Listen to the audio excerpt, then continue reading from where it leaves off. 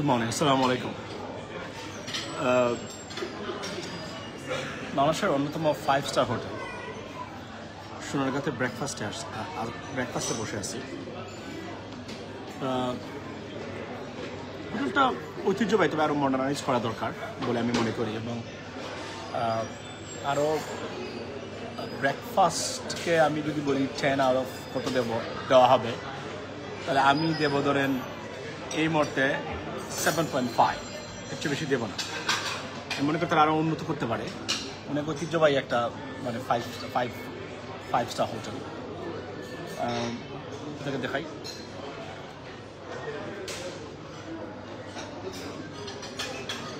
এই হলো by the way, ঢাকাতে আসছি 2 দিন, going to some fantastic time with the people. ভালো লাগতেছে। গরম 1 সপ্তাহ থাকলে এই গরমে অ্যাবজর্ব হয়ে যাবে বর্তমানে যেটা আছে, মোটামুটি এটা কন্ট্রোলের ভিতরে চলে আসবে। ঘুম হয় না, ঘুমের প্রচণ্ড উল্টাপাল্টা আছে স্বাভাবিকভাবেই, কিন্তু এই মুহূর্তে আরও 3 ঘন্টা পরে আমাদের ইউএসএতে ঘুমের টাইম। বাট আমি আসতে মাত্র 3 দিন হয়েছে। সো বডি ক্লক চেঞ্জ হতেও আপনার unit minimum 1 week, to be honest. It's still okay. বাংলাদেশে জন্মগ্রহণ করা, বেড়ে ওঠা মানুষ, ইটস ওকে। তো এই হলো। আর তাদের সবচেয়ে বড় বিষয় তাদের যে হেলথ ক্লাবটা সোনারগাঁও হোটেলের, really fantastic and very very good. আমি এটা ইউজ করি গত 2 দিন থেকে, ভেরি গুড। এবং আমি দেখলাম অনেকেই আসেন এখানে। ফুডের ভ্যারাইটি আছে, বিভিন্ন ধরনের ভ্যারাইটি আছে স্বাভাবিকভাবেই।